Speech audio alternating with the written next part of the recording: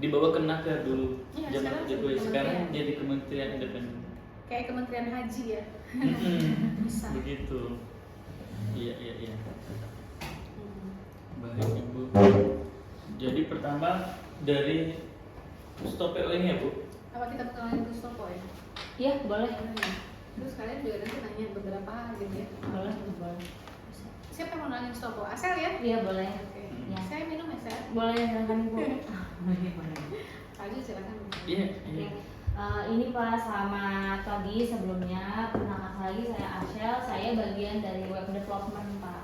Ya, dan untuk bagian web ini awalnya kita pengajuan di FIB memang untuk aplikasi sebenarnya Pak, peluncuran aplikasi, launching aplikasi untuk aplikasi untuk Stopo yang stop perdagangan orang gitu.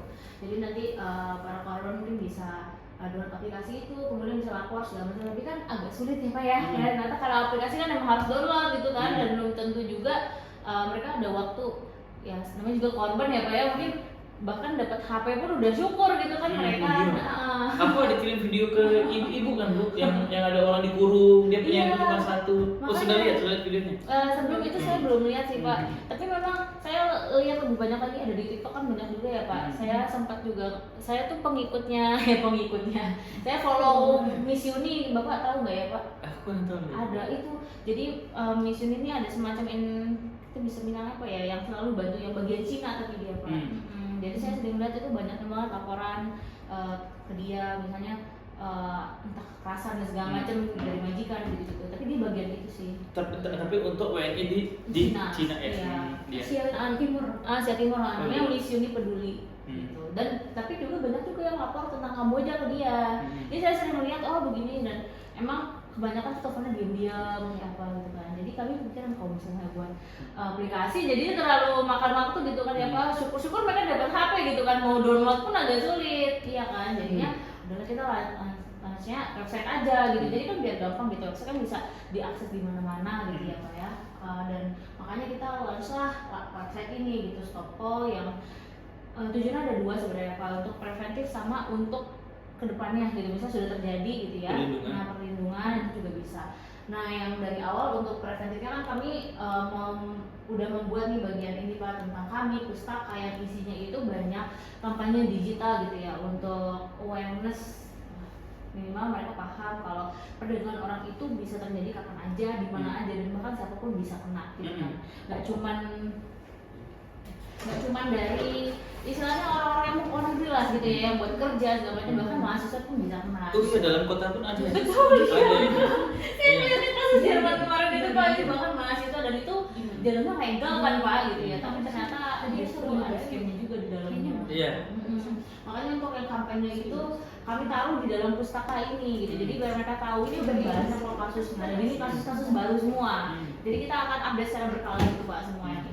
Dan untuk yang bagian lanjutannya sebenarnya itu kan preventif ya Pak ya. Nah untuk selanjutnya itu kita mau ada preventif lagi terkait dengan verifikasi data sebenarnya Pak ini. Verifikasi data tentang agen, ya agen ini kan mereka pasti kan kalau keluar ada agennya kan Pak ya. Dan untuk bagian dari selain agen juga verifikasi apakah PT ini terdaftar memang membuka lowongan apa tidak itu Pak sebenarnya. Oh PT di Jermannya. Iya, bukan di Jerman aja Pak. Ini membahas dunia ini ya. Iya betul.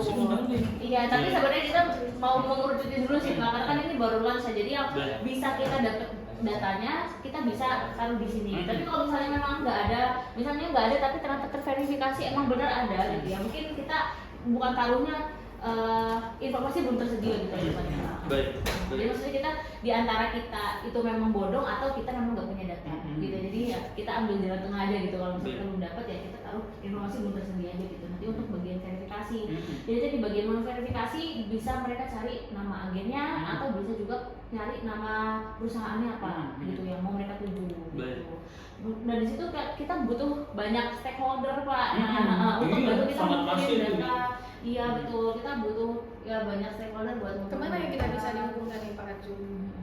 Banyak. Pertama adalah KP2MI. KP2MI kita belum ada kontaknya. KP2MI. Aku sudah di-record ya? Sudah ya? Sudah. Mungkin nanti aku akan hubungkan ke Iya, ke Kementerian KPWNI, ntar tak kirim ke WA Ibu ya Bu. Ini Bu nomornya. Gitu. Ya, salah satu petinggi mungkin ya jika lo bisa, mungkin Pak Wamen. Nah itu kita kan mau bersurat, nanti yang bersurat sih dekannya, karena kan ini memang institusi ya. Tapi tentu kita harus punya kontaknya dulu. Baik, kita ya baik. Baik. Dikirim. Itu satu. Kedua adalah Kemenaker. Kemenaker ya. Kemenaker, karena Kemenaker saat ini sedang merancang. Jadi gini, ini apa namanya, di Kemenaker itu saat ini kan sedang mengurus tentang itu ya, pemagangan ke luar negeri ya kan ya. Nah, perlu diketahui sebenarnya program Stopo ini sudah ada di tempat lain? enggak, ini sudah tepat mungkin jadi gini, perihal perbantuan WNI di luar negeri ini saat ini itu masih perbantuan yang sifatnya volunteer sosial seperti saya. Saya kebetulan karena di CV kan banyak kan Bu, saya keterlibatan di luar negeri, mulai dari dulu memang aktivis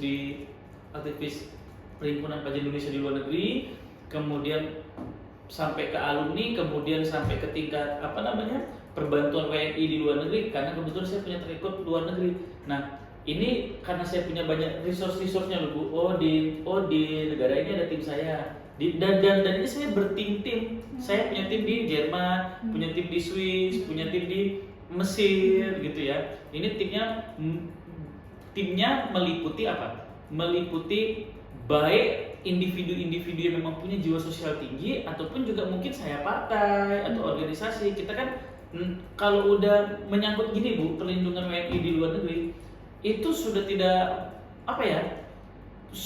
udah seluruh stakeholder, mau apapun itu backgroundnya, baik individu, sosial, organisasi, partai dan apapun itu kita gandeng, ngerangkul, karena kan untuk menyelamatkan orang itu. Istilahnya itu teman satu warga negara kita gitu. Kita sesama warga negara Indonesia, lahir di tanah air, habis itu di sana sudah nggak pandang background, yang penting jiwa sosialnya tinggi. Itulah sebenarnya tim-tim saya tuh Bu. Tim-tim, maksudnya kami sifatnya sosial, kami sifatnya sosialisasi. Itu satu. Nah, yang seperti ini bisa diterapkan Bu. Model struktur organisasi saya, model kami dulu bekerja membantu, ini kan bisa diterapkan di Stopo secara struktur organisasi. Nanti mungkin ada perwakilan di sini, ada perwakilan di sini. Nah, kontak-kontak ini kan saya bisa kasih nanti. Boleh, kita bisa. Bisa bersinergi gitu ya. Gitu. Nah, saat ini yang mengurus perbantuan ini individu-individu seperti saya tadi, yang punya jejaring di luar negeri, udah punya jiwa sosial tinggi dan membantu. Nah, di dalam perjalanan saya banyak mengalami ancaman-ancaman. Pasti Pak. Banyak Instagram masuk, pesan-pesan WA masuk, karena ini adalah ini adalah kemarin ada yang snapgram. Jadi kan saya kan ada infokan ke teman saya biasa di UI ya, mau mempresentasikan terkait TPPU. Itu habis terima kasih Bang Arjun masih mengawal isu tepi jurang ini. Nah, ini kan isu-isu yang tepi jurang ini loh. Jadi memang ini banyak nanti di dalam perjalanan ada aja iseng-iseng, orang kirim surat, orang ke WhatsApp, lu jangan gini-gini ya, lu jangan gini. Gue tahu alamat lu ini. Jadi intinya apa coba? Siap jiwa sosial tinggi tidak cukup, tapi siap mental pun juga harus ada. Nah, saat ini yang seperti ini masih individu-individu. Inilah Bu, inilah sebenarnya tugas siapa? Tugas KP2MI itulah Bu, Kementerian Perlindungan Pekerja Indonesia di luar negeri. Ini tugas dia sebenarnya, tugas kementerian ini dibuat di kabinet sekarang menjadi sebuah kementerian karena banyaknya isu-isu ini. Yang kan kalau ditangani individu-individu, kita punya kekuatan apa Bu? Gitu, syukur-syukur kita punya resource jaring kita. Oh saya misalkan bisa connect ke Bang Buya misalkan Komisi 9 Tenaga Kerja, karena beliau juga itu dari luar negeri. Dan terus kemudian ke atasnya kepolisian di luar negeri. Terus syukur-syukur kita punya resource dan lain-lainnya ini. Tapi misalkan kalau sudah dihadapkan dengan ancaman-ancaman seperti itu Bu, itulah siap mental. Kedua adalah Bu, sekarang ini pemerintah kita sedang melakukan kerjasama yang banyak. perihal ini apa namanya untuk anak-anak bangsa kita dapat berkarir di luar negeri. Ya, karena ini pun sebetulnya ini pun juga adalah salah satu arahan dari presiden juga. Nih, sebentar ya. Untuk ini Bu. Jadi saya ngomongnya harus pakai ini. Apa namanya? Harus pakai apa? Artikel-artikel.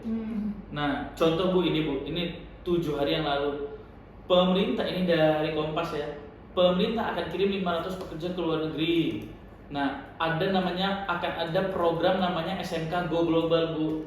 Jadi nanti pemerintah bersinergi dengan sekolah-sekolah, dengan SMK, begitu Bu. Ini untuk apa namanya? Mengirim anak-anak muda kita bekerja di luar negeri. Anak-anak itu nanti akan disiapkan keterampilan sesuai kebutuhan industri di luar negeri. Karena apa? Karena kan lowongan pekerjaan di dalam negeri kan mungkin kita limited ya, kita kan terbatas. Sedangkan lowongan pekerjaan di luar negeri di luar negeri itu Jerman, Jepang, kemudian Australia, mereka sedang butuh tenaga kerja yang banyak karena kan mereka sedang mengalami declining komposisi anak mudanya. Nah, mereka butuh anak muda sebetulnya. Inilah mereka kerjasama bilateral dengan India, Indonesia, Vietnam, Thailand gitu loh Bu. Nah, dengan Indonesia belum semasif negara India, Vietnam, Thailand mengirim anak-anaknya ke luar negeri untuk bekerja menjadi diaspora. Belum semasif itu. Ini akan menjadi apa ya? Akan menjadi fokus dan akan menjadi fokus pemerintah ke depan. Ini sebenarnya dimulai akhir tahun ini sampai seterusnya Bu. Ini baru dijajaki. Nah, maka dari itu mengingat akan ada masif sekali pengiriman tenaga kerja Indonesia di luar negeri, yang mana itu tugas pemerintah, program Stopo ini nanti bisa menjadi rujukan wadah sebagai apa? Sebagai portal utama untuk anak-anak SMK tadi, anak-anak kuliah tadi memperoleh informasi terkait preventif, langkah-langkah preventifnya apa-apa aja sih sebenarnya, gitu. Apa-apa saja yang harus dihindari, apa-apa saja yang harus diwaspadai. Boleh kali ya. Gitu. Nah, ini akan menjadi bisa jadi Bu, nanti misalkan kalau Ibu bikin acara yang besar di Januari nanti, usul saya sekalian aja dengan pemerintah, udah ini program Stopo ini menjadi portal utama untuk membantu negara ya dalam menyiapkan portal informasi terkait preventif dan perlindungan masyarakat Indonesia di luar negeri. Preventif tadi itu mengenai informasi apa ini sudah tepat lah yang Mbak saya sampaikan, apa informasi-informasi terkait pencegahan apa saja sih yang harus diwaspadai, misalkan ini Bu, masing-masing negara ini Bu punya karakter apa ya, requirements yang berbeda-beda. Tidak bisa pola yang kita dapat di Jerman mau diterapkan format screening seperti ini, checklist ini mau diterapkan juga di Jepang, mau diterapkan juga di Mesir. Sudah berbeda-beda ini Bu. Kebijakannya beda, kultur juga beda. Betul, sudah beda. Contoh Bu, pada saat saya kemarin itu ya ada membantu korban ini dugaan korban TPO di Mesir, dan itu negara sedang konflik. Iya, jadi negara itu Bu sedang konflik. Mesir itu sedang konflik. Dan jadi katanya di depan jalan ini itu tentara-tentara Bu. Tentara-tentara. Jadi untuk masyarakat Indonesia kita mau berpergian dari satu tempat ke tempat yang lain. Ya, silakan. Jadi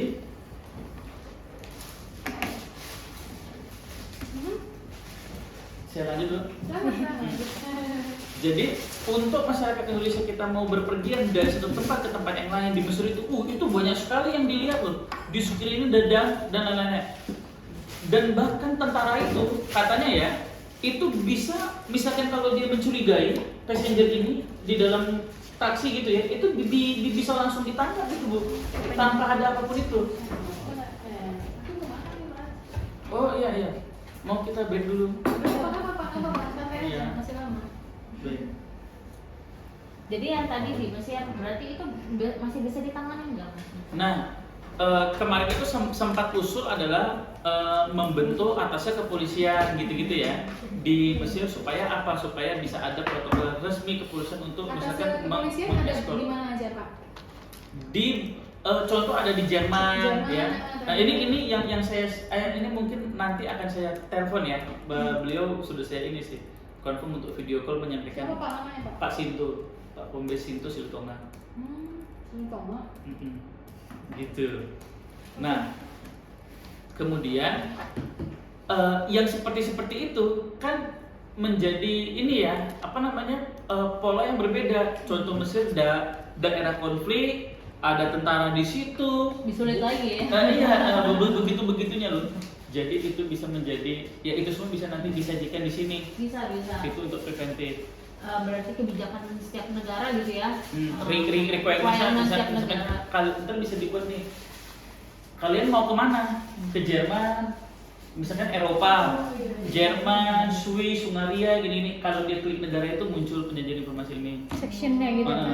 Terus kemudian ini karena saya background pendidikannya saya kebetulan engineer loh Bu.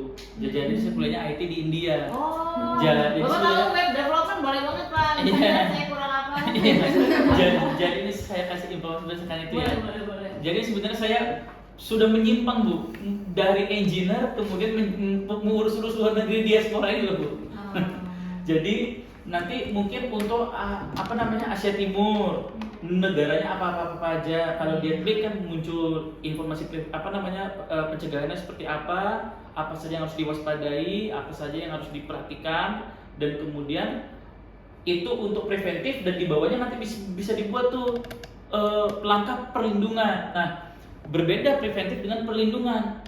Preventif ini kan informasi-informasi yang kita sajikan, misalkan ada Asia di situ, Kamboja itu yang perlu diperhatikan ini. Tapi faktanya Bu, banyak anak-anak kita kan Bu, meskipun di sana kan sudah tahu berita sudah masif di sana itu kan mengerikan ya. Iya. Katanya apa namanya ada yang ini yang saya video call, saya belum kirim ke Ibu ya. Ada tempo hari anak itu bilang dia katanya lihat rekannya satu di setrum depan dia, terus dia kabur.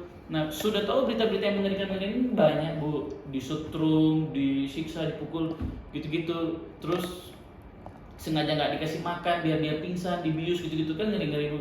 Sudah tahu berita itu beredar luas di TikTok, di Facebook dan lain-lain, tapi tetap ada anak-anak kita di daerah-daerah kan Bu.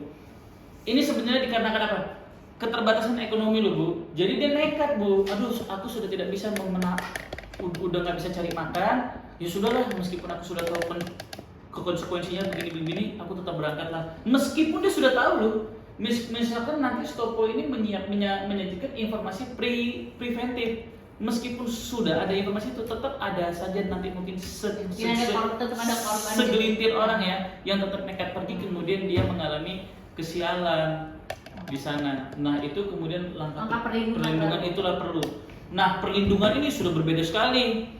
Perlindungan cara menangani perlindungan WNI di Eropa, di Asia dan di Timur Tengah itu sudah sangat berbeda juga Bu, pola-polanya Bu. Berbeda.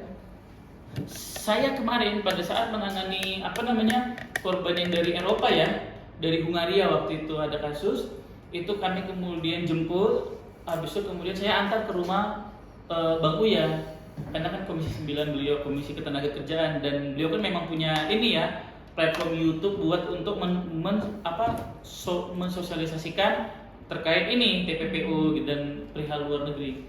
Nah, korban itu kemudian menyampaikan Bu di situ apa namanya kalau di Eropa itu ya cenderungnya mereka itu kontrak yang tidak sesuai dengan pekerjaan yang dilakukan. Kontraknya apa di Indonesia sampai di sana ternyata kerjanya apa. Gitu ya, yang di Eropa itu rata-rata sih seperti itu. Gitu. Nah, kalau yang di Timur Tengah Bu, itu rata-rata orang kita itu banyak kalau di Eropa kan seperti itu ya, tidak sesuai. Kemudian rate gaji yang dijanjikan berapa, Jadi dia dikasih surat di Indonesia, nih ya gaji kamu sekian ya. Tapi sampai Indonesia ternyata, sampai di Eropa, mereka baik di Hungaria, Jerman dan lain-lain itu ternyata tidak sesuai. Loh kok yang ku terima segini, gitu-gitu loh. Tidak adanya transparansi dan kejelasan kalau di Eropa. Tapi kalau apa namanya, ini aku Tapi ngomong pekerjaannya beda juga. pekerjaan jadi macam-macam. Ada yang pekerjaannya sama, gajinya tidak sesuai yang dijanjikan. Ada yang pekerjaannya tidak sesuai dengan yang ditawarkan pada saat dia di Indonesia. Contoh kemarin di Hungaria, korban-korban ini Bu, ditawarinnya mereka apa? Mereka menjadi kerja kantoran, administratif, tapi sampai di sana ngaduk semen loh Bu. Itu kan mengerikan kan Bu. Jadi mereka sampai di sana katanya anak-anak ini pun kan Bu, orang tuanya pun Bu mengirim anak ini, bahkan ini kan ada fee-nya. Itu orang tuanya udah jual jual tanah, jual ini, jual motor gitu-gitu ya. Intinya uangnya terbatas, berasal dari background keluarga yang pas-pasan terbatas. Sampai dia di luar negeri ternyata dia kerjanya jadi kuli bangunan gitu kan Bu. Yang dijanjikan padahal dia kerja administratif gitu. Mau nggak mau dia laku nih Bu, karena nggak bisa pulang. Iya. Dia butuh gaji bulanan gitu loh. Itu kalau untuk Eropa permasalahannya seperti itu. Kalau Timur Tengah permasalahannya Bu kekerasan. Kekerasan. Karena rupanya Bu, ini kita tidak apa-apa ya, alur pola komunikasinya ini sudah benarkah saya alur komunikasinya mulai dari masalah di berbagai negara gitu ya. Nah, kalau di Timur Tengah itu jadi gini, kecenderungan katanya orang-orang yang membutuhkan tenaga kerja Indonesia di Mesir, di Arab gitu ya, mereka rupanya sudah membayar agen-agen yang menghubungkan mereka, siapapun ini agennya loh.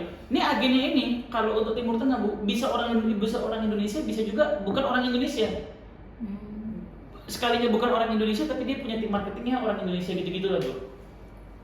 Mereka ini sudah dikasih uang Bu, dan besar uangnya itu. Uang itu sekian puluhan juta sudah ditransferkan ke mereka untuk carikan pembantu misalkan tenaga kerja untuk di Arab, di Mesir gitu loh Bu. Nah, kemudian pada saat ada tenaga kerja kita, mereka dapat itu, gimana caranya nggak tahu. Kemudian adalah orang berangkat dari Jawa Barat misalkan, berangkat ke Mesir bekerja. Nah, si majikan itu karena merasa, ini polanya kalau di Timur Tengah gini nih, karena dia sudah merasa memberikan uang yang besar Bu kepada agen itu untuk mengirimkan, untuk mendatangkan orang ini, dia merasa orang ini sudah seperti barang milik dia gitu loh Bu, bisa dia gini-giniin. Jadi dia kasar loh. Jadi misalkan kalau kerjanya tidak tidak benar ya, nggak becus, nggak benar, itu bisa dipukul, ditonjok kepalanya, dijedotin gitu loh, serem-serem loh. Itu ibu-ibu loh Bu, ibu rumah tangga yang kemarin kami video call tuh, ibu rumah tangga ngomong sama kami nangis-nangis. Nah, begitu kalau Timur Tengah. Jadi seperti itu ya, pola kayaknya seperti itu. Kalau di Asia pun berbeda lagi Bu. Contoh kayak di Malaysia.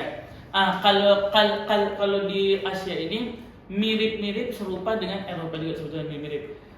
Kontrak kerjanya ditawarkan apa, gajinya sekian, misalkan dalam 2 minggu, dalam 1 bulan mendapatkan sekian, kerja kamu jam kerjanya sekian, tapi kemudian sampai di sana ternyata tidak sesuai. Kalau itu masih kategori ini ya, masih kategori jadi terkait tingkat kejahatan ini pun Bu, tingkat penipuan ini ya, itu pun ada kategori-kategorinya. Ada kategori tingkat masih misalkan kayak jam kerja yang berbeda. Jadi dia kerja overtime tapi tidak dibayar, itu masih kategori di bawah sini. Ada kategori menengah. Kategori menengah ini adalah mereka yang kerjanya tidak sesuai dengan apa yang dijanjikan, tapi tidak sesuainya yang kayak tadi dijanjikan kerja kantoran ternyata jadi kuli bangunan. Itu sudah menengah tinggi. Yang tinggi ini udah literally pindah tangan Bu.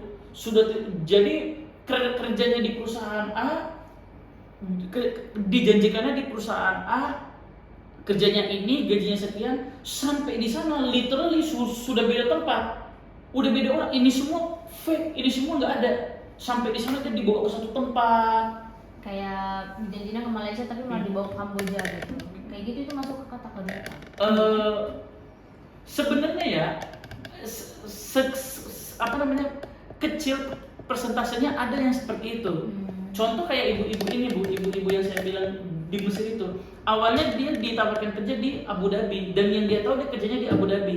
Sampailah dia ke Abu Dhabi, kemudian dia mengalami permasalahan bu di sana, mengalami baru sekian minggu gitu ya bu, misalkan 1 bulanan gitu, dia habis itu dipindahkan bu. Jadi sebenarnya bukan dijanjikannya negara A, kalau sampai beda negara nggak ini ya, tapi dia ke negara A, kemudian ada masalah, ada apa-apa, kita ini antara masalah yang disengaja diciptakan supaya dia dipindahkan, atau enggak memang masalah yang terjadi secara organik dia dipindahkan.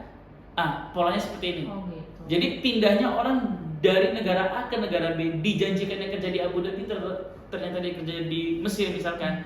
Ini pasti ada sesuatunya bu, ada masalah yang dialami di sini sehingga dia pindah ke sini. Nah masalah ini bisa organik, bisa anorganik, bisa sengaja diciptakan supaya dia nggak betah di ini. Ya udah dia tidak punya pilihan hidup, habis itu dia dipindahkan. Intinya bu, satu benang merahnya, perihal kejahatan yang dialami oleh WNI di luar negeri, satu benang merah adalah pelaku-pelaku ini memanfaatkan keterbatasan dan ketidakberdayaan orang kita bu di luar negeri. Mereka sudah tahu orang ini tidak punya uang, tidak punya pilihan lain, tidak punya kenalan apapun itu. Ya udah, mau nggak mau saya tawarkan kamu gini, mau nggak itu misalkan. Ya udah, yang ada kerjanya begini, gajinya sekian, udahlah beda-beda dikit, nggak apa-apa, mau nggak. Jadi ujungnya mau nggak gitu loh bu, gitu bu. Itulah itu secara ini ya, aku jelaskan secara makronya ya gitu benar-benarnya gitu. Nah nanti di Stopo ini bu, itu apa namanya, bisa dibuat itu kontak person. Nanti ibu kerjasamanya dengan siapa? Dengan KBRI bu. Itu udah ada sih pak, kita bagian live chat di sini. Staf KBRI.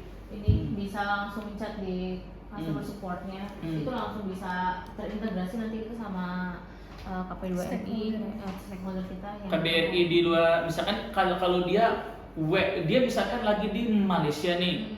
Ini udah sama Google Analytics pak, jadi langsung ke detect gitu, ini dia dari di jam berapa dia lihat kita, ini di negara mana itu bisa.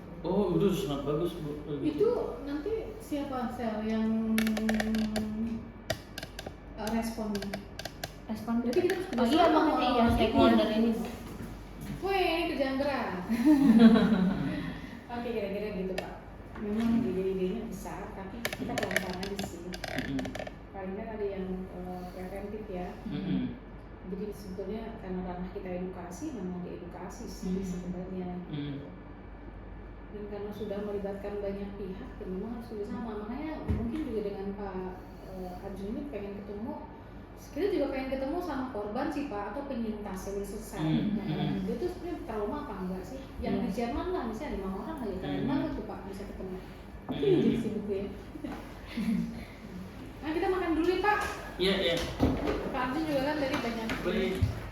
Kita santai aja pak. Iya. Pastinya akan ini ya, berkali-kali dia nanyanya. Enggak apa-apa. Yuk kita mau makan yuk. Berarti